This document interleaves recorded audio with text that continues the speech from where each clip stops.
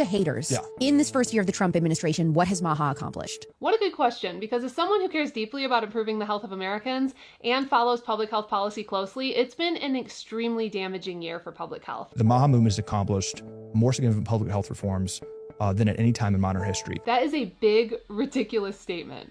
What have you done? We have taken soda and candy off of SNAP. SNAP is a $120 billion program. SNAP restrictions, of course, a favorite of the conservative agenda. We have transformational nutrition guidelines coming out in the first year. They're going to be coming out very soon. You really just said SNAP restrictions and changing the dietary guidelines over 90% of Americans don't follow is what the MAHA movement has done to achieve, quote, more significant health reforms than at any time in modern history. You should know something about this person. He's a political operative who actually helped get RFK Jr. to align with Trump. And he used to intern for the Heritage Foundation, you know, the authors of Project 2025, which is the blueprint being carried out by the Trump administration to gut federal agencies, significantly decrease spending on social safety net programs like SNAP, and replace experts with partisan appointees. He was instrumental in creating the MAHA movement and shaping a message about health based on eroding trust in scientists, doctors, and public health institutions, and that manufactured distrust became the cover to dismantle the very agencies that protect public health, weaken programs like Medicaid and SNAP,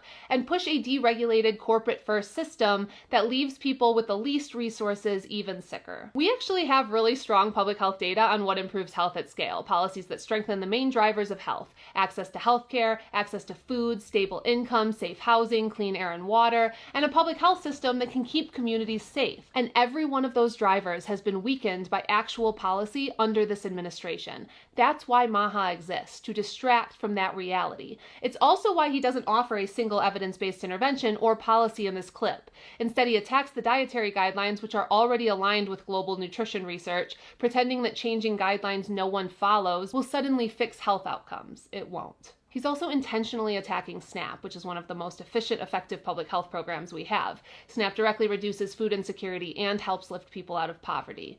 This rhetoric isn't about health. It's about creating cover to cut the SNAP program even further through restrictions, which is something this party has pushed for years. If it were about health, they wouldn't be cutting nearly $200 billion from the program, which is what they did in July. And they would be funding SNAP education, which provides nutrition education and cooking classes that help families make healthier choices on a budget. Instead, they eliminated the entire SNAP Ed program in July. That doesn't make sense if you're trying to improve health. But it does when the goal is to cut the social safety net for the people struggling most and to use the language of health as cover, because without that framing, the public would never accept it.